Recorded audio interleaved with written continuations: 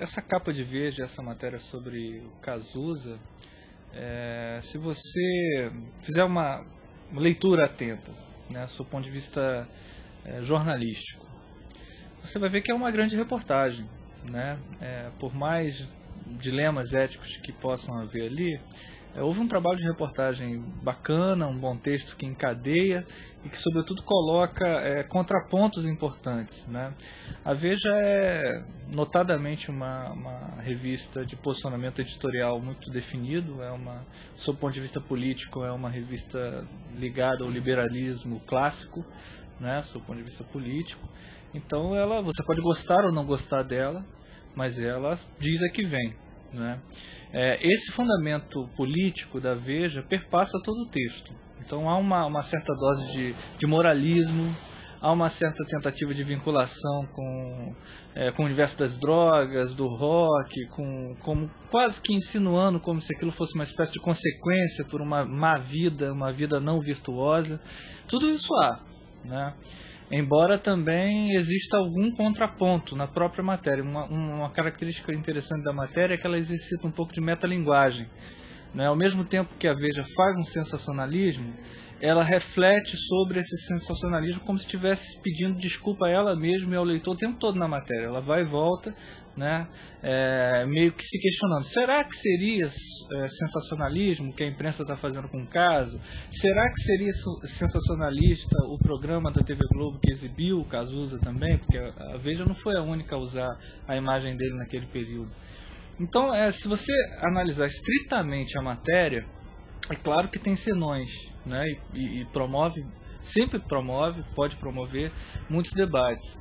Agora, parece uma boa reportagem, parece bem apurada, parece redonda, estabelece conflitos e tenta dar soluções para esses conflitos, ouvindo gente bastante diferente, inclusive do Gabeira até visões mais conservadoras. Inclusive cito o Gabeira meio que para contrapor o argumento do Gabeira, né?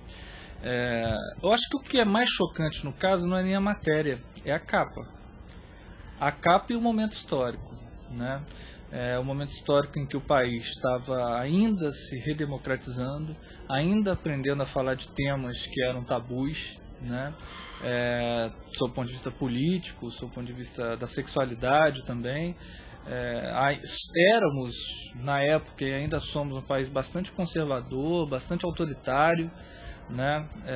Então imagina a repercussão de você ter uma capa como aquela, estampando para a juventude da época, para o leitor da época, as consequências de uma vida desregrada, uma vida do rock and roll. Então havia um pouco desse tipo de sinalização moralista também, né?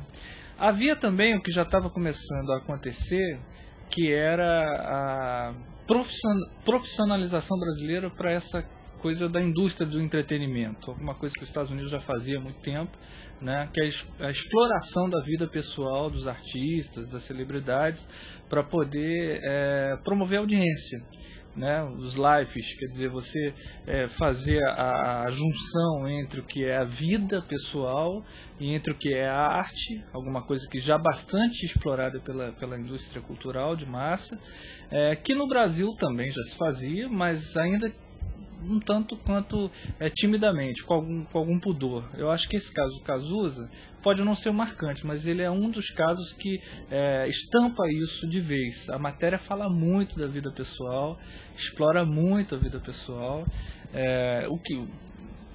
o que me pareceu bastante pertinente, ou seja, eu acho que era uma pauta pertinente, eu acho que era um assunto de interesse público, eu acho que o Cazuza quis falar aquilo, não acho que a Veja forçou a barra, eu acho que é uma grande reportagem, repito, mas já explorava essa coisa do drama humano, né, das grandes histórias pessoais,